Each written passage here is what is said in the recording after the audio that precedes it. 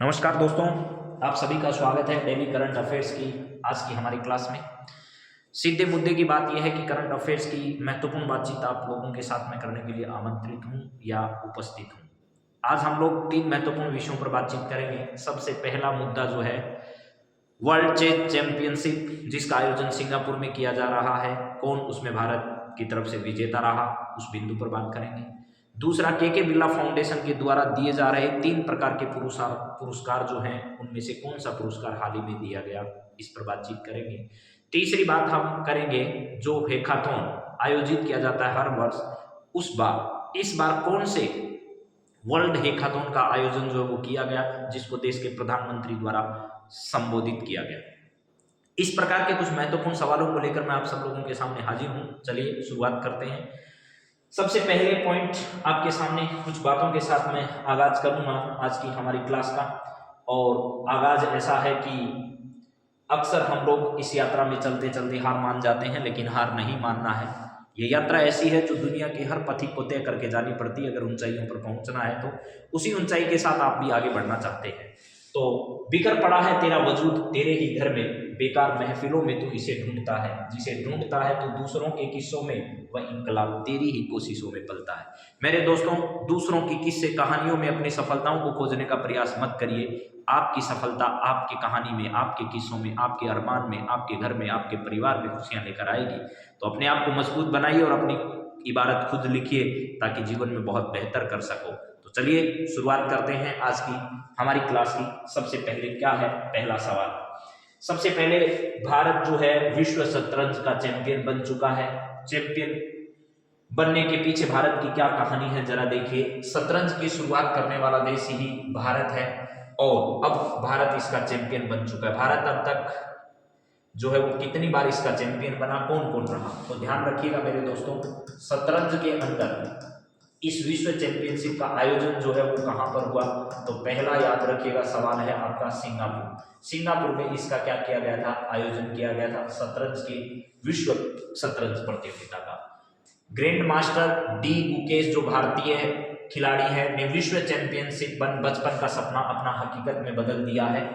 और आनंद के बाद, यानी विश्वनाथ आनंद जो है, क्या है, विश्वनाथ आनंद। विश्वनाथ आनंद के बाद डी गुकेश जो है वो ऐसे दूसरे भारतीय बन चुके हैं। और आनंद ने अपने कैरियर में 5 बार इस प्रतिष्ठित खिताब को जीता। संयोग से 55 वर्षीय आनंद ने चेन्नई में अपनी शतरंज अकादमी में डी गुकेश को निखारने में महत्वपूर्ण भूमिका निभाई। यानी एक तरीके से ये कह दीजिए कि उसके कोच जो है वो विश्वनाथ आनंद ही रहे। चीन के डिंग लिरेन जो है, इनको हराकर 18 साल की उम्र में सबसे कम उम्र के विश्व शतरंज चैंपियनशिप बने हैं, ऐसा कहा जा रहा है। पहली विश्व शतरंज चैंपियनशिप 1986 में हुई थी। इस समय विलेहम स्टेनिटिच चेस का पहला विश्व शतरंज बनने का गौरव उन्होंने प्राप्त किया। तब से लेकर अब तक विश्व चैंपियनशिप का आयोजन समय समय पर हुआ, जिसमें कई महान खिलाड़ी जैसे कि गाटा कामस्की, विश्वनाथ आनंद, मैग्नस कार्लसन और बॉबी फिशर। मैग्नस कार्लसन भी बहुत बड़ा नाम है विश्व शतरंज के अंदर। विश्वनाथ आनंद भी बहुत बड़ा नाम है, 5 बार वर्ल्ड चैंपियनशिप जीत चुके हैं विश्वनाथ आनंद। तो ये कुछ महत्वपूर्ण खिलाड़ी है। इस चैंपियनशिप की शुरुआत जो है वो सबसे पहले 1986 में की गई थी। कब, 1986 के अंदर। और 1986 में इसको जीतने का श्रेय जो है वो स्टेनिलिटीज को जाता है। अब क्या है आगे इससे जुड़ी हुई कहानी, ये देखिए। विश्व शतरंज के ग्रैंड मास्टर और भारत की बादशाह को बरकरार रखने में अपनी महत्वपूर्ण भूमिका निभाने वाले डी गुकेश है। कौन है, डी गुकेश जो है, जिन्होंने इस महत्वपूर्ण खिताब को क्या कर लिया है, जीत लिया है। इसके बाद हम इसके कुछ महत्वपूर्ण सवालों पर आते हैं। क्या है, जरा सवाल देखिए और जवाब देने का प्रयास करिएगा। पहला क्वेश्चन आपकी स्क्रीन पर है, मैं देख लेता हूं आप तक सब कुछ सही पहुंच रहा है ना, क्योंकि कल भी आपको एक वीडियो डाला उसमें आवाज नहीं आई थी, इसलिए मैं साथ साथ इसको चेक भी करता रहता हूं। तो पहला सवाल आप लोगों की स्क्रीन पर आ चुका है, आप उसको देखिएगा और जवाब देने का प्रयास भी आप लोगों को करना है। चलिए बताइए जरा, पहला का आंसर क्या है। डी गुकेश ने 2024 में किसे हराकर विश्व शतरंज चैंपियनशिप जीती है, तो चीन के कौन से खिलाड़ी हैं जिनको हराकर यह खिताब जीता है, तो यहां ध्यान रखना डिंग लिरेन। लिरेन याद कर लो आप, तो ली रेन, लिरेन जो है चीन के खिलाड़ी हैं। डींग लिरेन, ठीक है, जो बड़ी बड़ी डींग हारते वो डींग लिरेन है। इनको हराकर जो है वो इस शतरंज चैंपियनशिप को जीतने में सफल रहे। मैग्नस कार्लसन और बॉबी फिशर भी इसी शतरंज के खेल से जुड़े हुए बड़े खिलाड़ियों में शुमार हैं। इसके बाद में है डी बुकेश ने कितनी उम्र में विश्व शतरंज चैंपियनशिप जीती। डी बुकेश ने कितनी उम्र में विश्व शतरंज चैंपियनशिप जीत ली है, तो ये कहा जा रहा है कि 18 वर्ष की उम्र में, 18 वर्ष की उम्र में इन्होंने इस सफलता को हासिल कर दिया है। 18 वर्ष की उम्र में जीतने वाले ये सबसे कम उम्र की वर्ल्ड चैंपियनशिप को जीतने वाले खिलाड़ी बन गए हैं। नेक्स्ट सवाल है दोस्तों, एक ही टॉपिक पर मैं इतने सारे सवाल आप लोगों के लिए लेकर आता हूं कि आपको टॉपिक क्लियर हो ही जाता है आखिर तक। विश्व शतरंज चैंपियनशिप जीतने वाले पहले भारतीय खिलाड़ी कौन है। पहले भारतीय खिलाड़ी रहे विश्वनाथ आनंद। कौन? विश्वनाथ आनंद जो है वो भारत के पहले खिलाड़ी बने जिन्होंने इस स्थान को प्राप्त किया। डी बुकेश जो है वो सेकंड खिलाड़ी बन गए हैं। विश्वनाथ आनंद ये जीतने वाले पहले खिलाड़ी। विश्वनाथ ने 5 बार इस जो है खिताब को जीता है, तो यहाँ पर विश्वनाथ आनंद जो है वो पहले खिलाड़ी थे, डी बुकेश दूसरे हैं। डी बुकेश को किस शतरंज अकादमी में निखारा गया था। विश्वनाथ आनंद की एक अकादमी है, कहां पर? चेन्नई के अंदर। कहां है जी? चेन्नई अपनी अकादमी के अंदर इनको निखारने का काम किया। तो दिल्ली नहीं, मुंबई नहीं, कोलकाता नहीं, चेन्नई शतरंज अकादमी के अंदर विश्वनाथ आनंद की देखरेख में इनको निखारने का काम किया गया। अगला सवाल है मित्रों इसी से जुड़ा हुआ, विश्व शतरंज चैंपियनशिप जीतने के बाद दक्षिणी डी बुकेश ने कौन सा रिकॉर्ड बनाया। डी बुकेश इनमें से कौन से रिकॉर्ड को बनाने में सफल रहे, ये आपको बताना है। तो सबसे कम उम्र में वर्ल्ड चैंपियनशिप जीतने वाले खिलाड़ी का इन्होंने जो है वो दर्जा प्राप्त किया। सबसे ज्यादा खिताब जीतने का गौरव नहीं, सबसे कम उम्र में चैंपियनशिप बनने का खिताब है। सबसे लंबा मैच जीतने वाले, सबसे तेजी से चेकमेट करने वाले नहीं साहब, सबसे कम उम्र में चैंपियनशिप में जीत दर्ज करने वाले खिलाड़ी, यानी 18 साल की उम्र में, 18 वर्ष की उम्र में इन्होंने इस खिताब को क्या कर लिया, हासिल कर लिया। 2023 विश्व शतरंज चैंपियनशिप का विजेता इनमें से कौन था। मैग्नस कार्लसन या नेपोलियनिच, डींग लिरेन, डी बुकेश। तो डी बुकेश नहीं थे वो इस बार, ये दोनों खिलाड़ी इस बार के विजेता और उप विजेता हैं। कौन है साहब? विजेता और उप विजेता का खिताब इन दोनों खिलाड़ियों ने हासिल किया है। मैग्नस कार्लसन जो है वो पिछली बार 2023 का जो वर्ल्ड चैंपियनशिप हुआ था उसको जीतने में सफल हुए थे, तो मैग्नस कार्लसन इसका सही जवाब है। 2023 के विजेता मैग्नस कार्लसन है, 2024 के विजेता जो हैं वो अभी डी बुकेश बन चुके हैं। ठीक है सर, हमको ये बात समझ आ गई है। अब हम आगे बात करें, अगला पॉइंट क्या है। पहले सवाल पर विस्तृत चर्चा करने के बाद मैं नेक्स्ट पॉइंट पर आपके सामने विचार व्यक्त कर रहा हूं। अगला सवाल है आपके सामने 34वां व्यास सम्मान। व्यास सम्मान जो है वो के बिरला फाउंडेशन द्वारा दिया जाने वाला एक प्रतिष्ठित पुरस्कार है। के बिरला फाउंडेशन इसके अलावा बिहारी पुरस्कार और सरस्वती सम्मान भी प्रदान करता है। तो यह क्या है व्यास सम्मान, किसको प्रदान किया गया व्यास सम्मान 2024 का, उसके बारे में विस्तृत जानकारी भी जानते हैं और उससे जुड़े हुए सवालों का भी अभ्यास करने का प्रयास करते हैं। सूर्यबाला जो है महिला का नाम है, लेखिका है, ये है सूर्यबाला। कौन है साहब? सूर्यबाला है।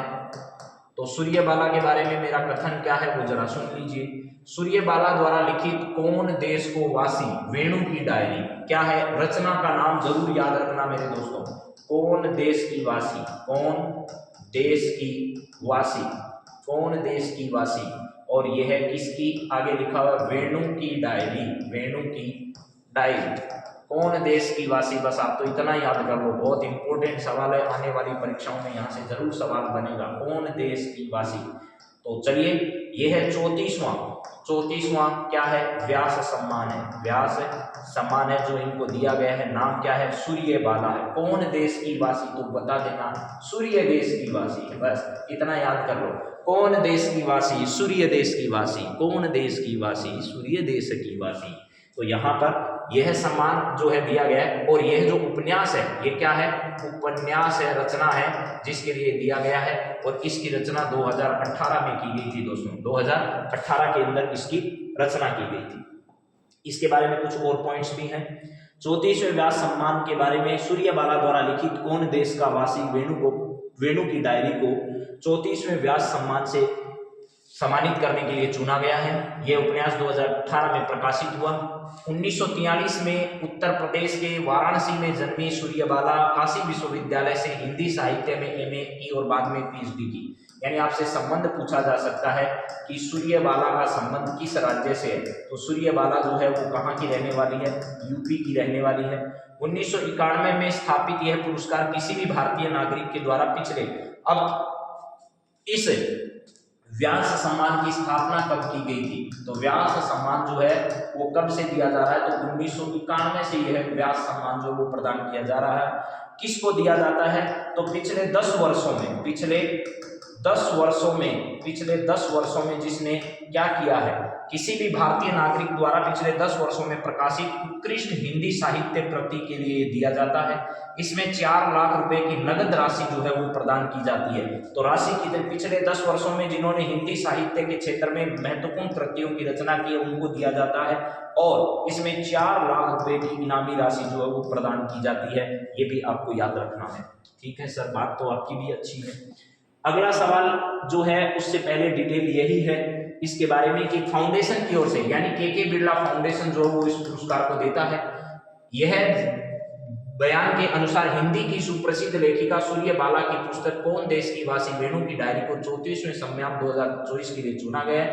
प्रकाशित ये 2018 में हुआ, लेकिन ये जिस व्यक्ति ने चुनाव किया इसके सूर्यबाला का, उस व्यक्ति का नाम था, साहित्यकार हैं प्रोफेसर रामजी तिवारी। उनकी अध्यक्षता वाली एक समिति जो थी उसने इस पुरस्कार के लिए सूर्यबाला का क्या किया है, चुनाव किया है। तो आपको ये ध्यान रखना होगा सूर्यबाला का चुनाव किस समिति के द्वारा किया गया या किसकी अध्यक्षता वाली समिति ने इसका चुनाव किया, तो साहित्यकार प्रोफेसर रामजी तिवारी की अध्यक्षता वाली जो समिति है उसके द्वारा किया गया। व्यास सम्मान के अलावा के बिरला फाउंडेशन ने सरस्वती सम्मान और बिहारी पुरस्कार की भी शुरुआत की है। सरस्वती सम्मान, जिसमें सरस्वती सम्मान में 15 लाख रुपए दिए जाते हैं, व्यास सम्मान में 4 लाख रुपए की राशि दी जाती है। 4 लाख रुपए की राशि दी जाती है। 15 लाख रुपए का नगद पुरस्कार होता है। किसी भी भारतीय नागरिक द्वारा भारत के संविधान की 8वीं अनुसूची में शामिल 10 वर्ष की अवधि में प्रकाशित उत्कृष्ट साहित्य कृति को ये सम्मान जो है वो दिए जाते हैं। कौन कौन से सम्मान, सरस्वती सम्मान और बिहारी पुरस्कार भी पिछले 10 वर्षों में रचित रचना के लिए यह पुरस्कार प्रदान किए जाते हैं। तो शायद मुझे लगता है कि आपको बात समझ आ गई होगी। के बिरला फाउंडेशन द्वारा 3 पुरस्कार, व्यास सम्मान, बिहारी पुरस्कार और आपके सामने है सरस्वती सम्मान। सरस्वती सम्मान में कितनी राशि दी जाती है और बिहारी पुरस्कार में कितनी राशि दी जाती है, तो 15 लाख रुपए की राशि दी जाती है, बल्कि व्यास सम्मान के अंदर 4 लाख रुपए की राशि जो है वो प्रदान की जाती है। इसके बाद सर कुछ इससे जुड़े हुए सवालों पर भी नजर दौड़ाते हैं। चलो बताइए जरा, पहला सवाल आपकी स्क्रीन पर है, इससे जुड़ा हुआ क्या है बताओ। सूर्यबाला का उपन्यास कौन देश का वासी वेणु की डायरी किस वर्ष में प्रकाशित हुआ था, तो 2018 में इसका प्रकाशन किया गया था। कब, 2018 में इसका प्रकाशन किया और 2024 में इसको यह पुरस्कार जो है वो दिया गया। तो 2018 में कौन देश का वासी जो है इसका क्या हुआ था, वेणु की डायरी ये प्रकाशन हुआ। सूर्यबाला को 34वें व्यास सम्मान 2024 के लिए, 34वें व्यास सम्मान 2024 के लिए किस कृति के लिए क्या किया गया है, चुना गया है। इनकी सूर्यबाला की 34वें व्यास सम्मान के लिए, तो ये भी पूछा जा सकता है कि कौन सा 34वां और किस कृति के लिए, तो कौन देश का वासी वेणु की डायरी नामक इनकी जो रचना है इसके लिए यह पुरस्कार जो है वो प्रदान किया जा रहा है। व्यास सम्मान कब स्थापित हुआ, तो आपको अभी अभी बताया था मैंने पिछले ही पॉइंट में कि 1991 में यह जो है पुरस्कार क्या किया गया था, स्थापित किया गया था। तो यहां पर पूछा है व्यास सम्मान कब स्थापित किया गया। 1991 में व्यास जो है आपका सम्मान, उस व्यास सम्मान की स्थापना कब की गई थी, 1991 के अंदर व्यास सम्मान स्थापित हुआ। और कब दिया जाता है, ये कौन सी 10 वर्ष के अंदर जो रचना लिखी गई, उस 10 वर्ष के अंदर लिखी गई रचना के लिए या उपन्यास के लिए ये पुरस्कार दिए जाते हैं। जी सर, व्यास सम्मान किसे दिया जाता है, व्यास सम्मान किसे दिया जाता है, हिंदी साहित्य में उत्कृष्ट व्यास रचनाओं को, हिंदी साहित्य में उत्कृष्ट उपन्यास को, किसी भारतीय नागरिक द्वारा पिछले 10 वर्षों में प्रकाशित उत्कृष्ट हिंदी साहित्य की कृति को यह व्यास सम्मान दिया जाता है, ब्याज सम्मान में कितनी नगद राशि दी जाती है, तो ब्याज सम्मान में 4 लाख रुपए की नगद राशि जो है वो प्रदान की जाती है। बाकी सम्मान, सरस्वती सम्मान जो है सरस्वती, इस सरस्वती सम्मान में और बिहारी जो पुरस्कार है, कौन सा है, बिहारी पुरस्कार, इन दोनों के अंदर 15 लाख रुपए की राशि क्या की जाती है, 15 लाख रुपए की राशि प्रदान की जाती है। अगला सवाल यहाँ है, कौन देश को वासी वेणु की डायरी को 34वें व्यास सम्मान 2024 के लिए किस समिति द्वारा चुना गया, यानी ये कौन देश की वासी है, इस रचना सूर्यबाला की जो रचना है इसका चुनाव किस समिति द्वारा किया गया, श्याम सुंदर तिवारी नहीं, शंकर तिवारी नहीं, अली अहमद नहीं, तो रामजी तिवारी समिति जो है, इस रामजी तिवारी समिति के द्वारा ऐसा जो सिलेक्शन है सूर्यबाला का वो किया गया है। क्या किया गया है, सूर्यबाला जो है इसकी रचना का जो सिलेक्शन है वो जिस समिति के द्वारा किया गया, उस समिति के प्रमुख थे प्रोफेसर रामजी तिवारी, उनके द्वारा किया गया है। सरस्वती सम्मान में कितनी नगद राशि दी जाती है, तो 15 लाख रुपए की राशि नगद प्रदान इसमें की जाती है। और किस फाउंडेशन के द्वारा दिया जाता है, तो के बिरला फाउंडेशन जो है, के बिरला फाउंडेशन जो है इसके द्वारा यह राशि क्या की जाती है, प्रदान की जाती है। ठीक है सर, अब हम लोग बात करते हैं स्मार्ट इंडिया हैकाथॉन के बारे में। किसके बारे में sir, smart India hackathon. 1 minute का थोड़ा आप लोग वेट करिएगा, मैं जरा एक चीज छोटी सी देख लेता हूँ। यहाँ पर आपके लिए एक स्लाइड और थी जो कहाँ चली गई है उसको थोड़ा सा देखना है, यहाँ आ गई है ये लास्ट में, पता नहीं कैसे आई है। स्मार्ट इंडिया हैकाथॉन जो है, चलिए अब हम लोग इसके बारे में बात करते हैं कि स्मार्ट इंडिया हैकाथॉन क्या है और इसके बारे में कौन कौन सी जानकारियां आपको जाननी चाहिए। स्मार्ट इंडिया हैकाथॉन क्या है सर जी, बताइए जरा। यहाँ है स्मार्ट इंडिया हैकाथॉन 2024, प्रधानमंत्री नरेंद्र मोदी वीडियो कॉन्फ्रेंसिंग के जरिए स्मार्ट इंडिया हैकाथॉन 2024 के ग्रैंड फिनाले में क्या हुए थे शामिल। पहली बात तो ध्यान रखनी है कि ये भारत सरकार का जो शिक्षा मंत्रालय है ना, शिक्षा मंत्रालय, उसके द्वारा शुरू की गई एक पहल है जो कि बड़ी व्यापक है। इस मंत्रालय के जो प्रमुख हैं वो आपके सामने धर्मेंद्र प्रधान है। कौन है, धर्मेंद्र प्रधान, इस मंत्रालय के प्रमुख हैं धर्मेंद्र प्रधान जी। प्रधानमंत्री मोदी जी इसको संबोधित करते हुए इस बैठक को इन्होंने कल क्या किया था, संबोधित किया था। ठीक बात है सर, हमको ये बात आपकी समझ आ रही है। अब इस हैकाथॉन के बारे में और भी डिटेल में जानने का प्रयास करते हैं और फिर इसके सवालों पर आएंगे हम लोग। तो चलिए सर बताइए जरा और क्या है इसके बारे में जानने वाली बातें। पहली बात है आपके सामने, स्मार्ट इंडिया हैकाथॉन का 7वां जो संस्करण है मेरे दोस्तों, वो 7वां संस्करण कब आयोजित हो रहा है। स्मार्ट इंडिया हैकाथॉन का 7वां संस्करण जो है वो 11 दिसंबर 2024 को देश भर के 51 नोडल केंद्रों पर एक साथ क्या किया गया था, शुरू किया गया था, जो कि 11, 12 और 13 इतने दिसंबर 2024 जो है इसको यह हैकाथॉन क्या किया गया था, आयोजित किया गया था। तो 11, 12 और 13 दिसंबर 2024 को इस हैकाथॉन का आयोजन हुआ। इसका सॉफ्टवेयर संस्करण 36 घंटे तक लगातार चलेगा, यानी सॉफ्टवेयर वर्जन जो है वो लगातार चलेगा, कितने, 36 घंटे तक।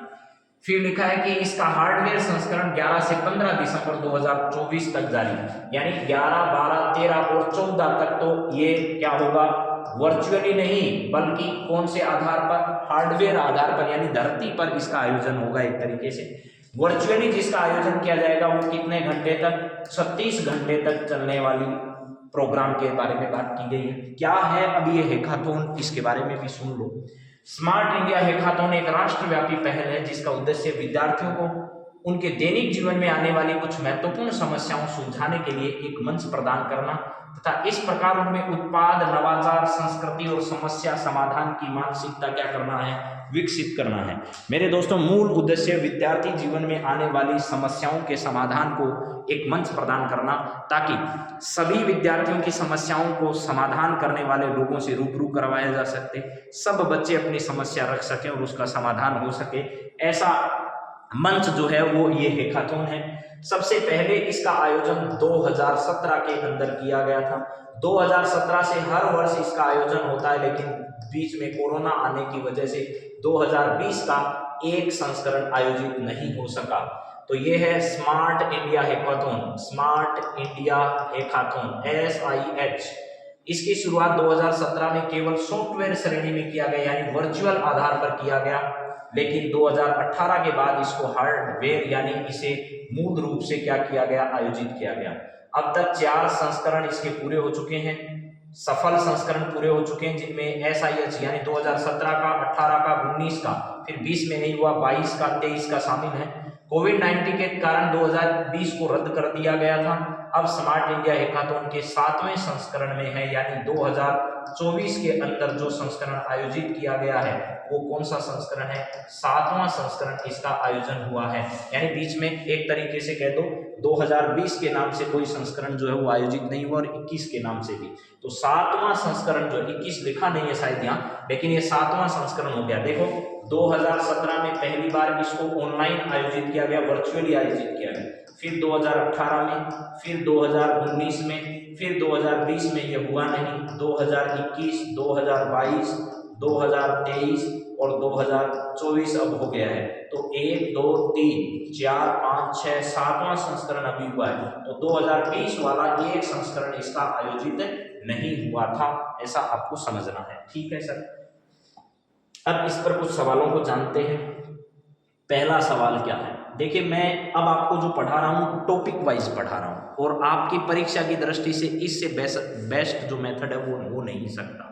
आपको ऐसे नहीं कि एक सवाल कहीं से उठाकर एक, कहीं से उठाकर एक, कहीं से उठाकर डाल दिया और मैं बात करने लग गया, ऐसा नहीं है। मैं टॉपिक वाइज बात कर रहा हूँ, जैसे लोग पेड कोर्स में पढ़ाते हैं ठीक उसी तरह की बातें आप लोगों तक मैं पहुँचा रहा हूँ। बहुत ही स्टैंडर्ड का आपके सामने कंटेंट उपलब्ध करवाया जा रहा है। अगर आप ध्यान से इन चीज़ों को पढ़ोगे तो मुझे पूरी उम्मीद है कि बेहतर तरीके से अपनी तैयारी को आगे बढ़ा सकते हो। और राजस्थान में भर्तियों का अंबार लगा है, अब नहीं तो कभी नहीं, ऐसा मंत्र मानकर आप अपनी तैयारी को आगे बढ़ाइए। हाँ जी, चलिए, करंट अफेयर्स की आपकी पूरी गारंटी मैं देता हूं कि आप लोगों को आपके लक्ष्य तक पहुंचाएंगे हम। स्मार्ट इंडिया हैकाथॉन 2024 का 7वां संस्करण जो कि क्या हुआ, न्यू दिल्ली में आयोजित हुआ, न्यू दिल्ली में आयोजित हुआ। ठीक है, कब शुरू हुआ, तो 11 दिसंबर से लेकर के 15 तक, 11 से लेकर के 15 दिसंबर 2024 तक इसका क्या किया गया था, आयोजन किया गया था। ठीक है, बात है सर। स्मार्ट इंडिया हैकाथॉन 2024 के सॉफ्टवेयर संस्करण की अवधि कितनी है, यानी 2024 में जो ऑनलाइन क्या है, ऑनलाइन या वर्चुअली, ठीक है, वर्चुअली जो आयोजन हुआ वो कितने घंटे तक चला, तो याद रखना 36 घंटे तक ये वर्चुअली जो है चलने वाला। और जो वास्तविक रूप से आयोजित हुआ वो 11 से 15 तारीख तक आयोजित हुआ, तो 36 घंटे इसको वर्चुअली जो है वो चलाने की अवधि डिसाइड की गई थी।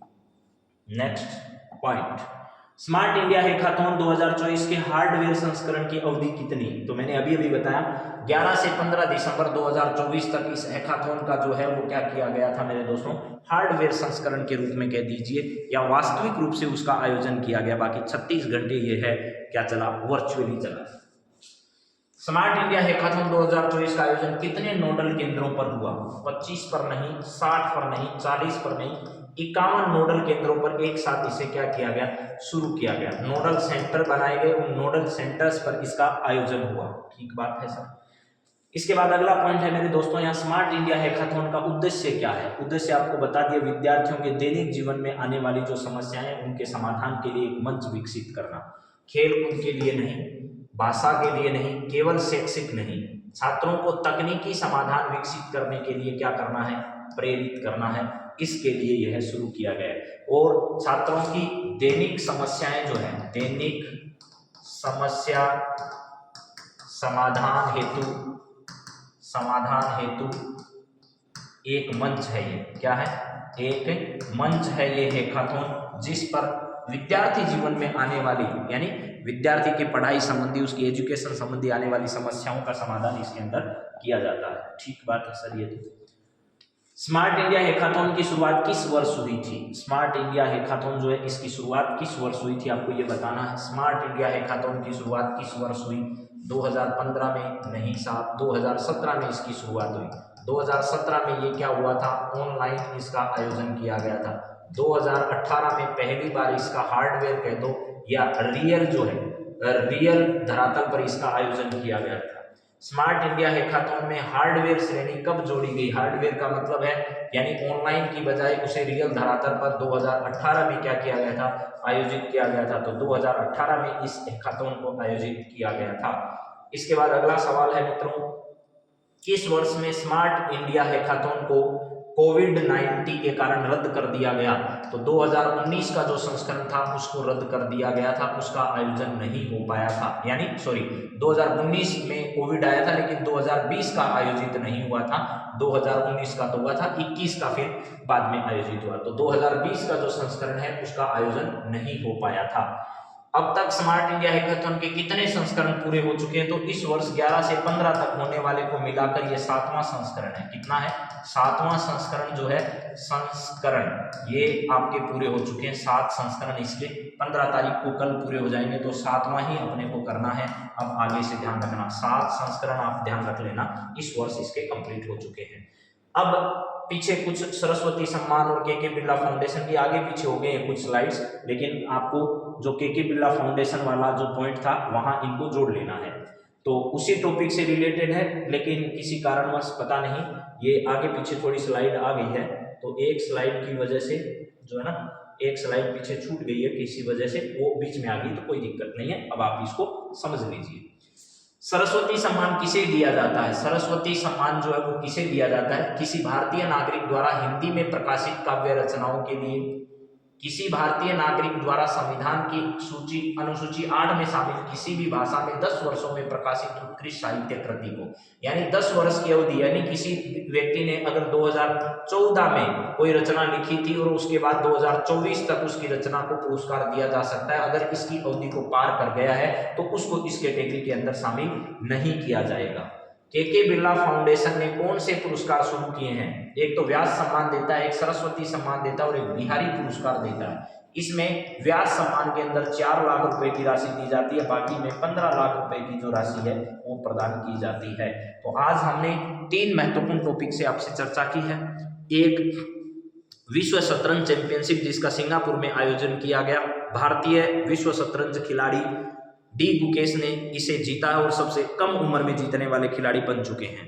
विश्वनाथ आनंद के एक तरीके से प्लेयर मान लीजिए, चेन्नई अकादमी में इनको तैयार किया गया और विश्व भर में अपना डंका बजाया। उसके बाद हमने के बिरला फाउंडेशन द्वारा दिया जा रहा बिहारी पुरस्कार जो है उसके बारे में बातचीत की, व्यास सम्मान के बारे में बात की, सरस्वती सम्मान के बारे में बात की, लेकिन 34वां व्यास सम्मान जो है वो सूर्यबाला को दिया गया है और किस रचना के लिए दिया गया है ये हमको जरूर ध्यान रखना है।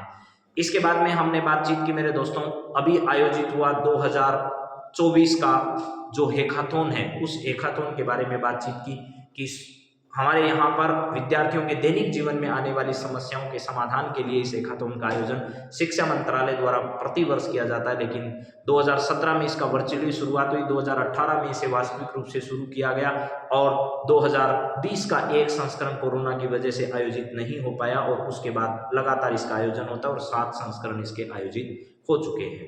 तो इन्हीं सब बातों के साथ आपसे विदा होते हैं, फिर मिलेंगे इसी वादे के साथ। आप अपनी तैयारी को मजबूत करिए। क्लास कैसी लग रही है आप जरूर अवगत कराइए। परीक्षा उपयोगी तैयारी चाहते हो या टाइम पास चाहते हो ये भी जरूर बताइए, क्योंकि मैं आपको परीक्षा उपयोगी सारी बातें बता रहा हूँ। यहाँ पर समय खराब करना या आपका वेस्ट करना मेरा कतई उद्देश्य नहीं है। आपको बेहतर जानकारियाँ उपलब्ध कराना और आपको अपने लक्ष्य तक पहुँचाना, यही हमारा उद्देश्य है, यही हमारा लक्ष्य है, यही हमारा ध्येय है। और आपकी बेहद विशेष मांग पर इस क्लास को पुनः मैंने शुरू किया था, तो आप सब अपना सहयोग जरूर करते रहिए, क्लास को लाइक जरूर करते रहिए, अपने मित्रों तक भी पहुंचाते रहिए, मुझे भी आगे बढ़ने का प्रोत्साहन देते रहिए। Thank you. जय हिंद, जय भारत, जय जय राजस्थान। Thank you.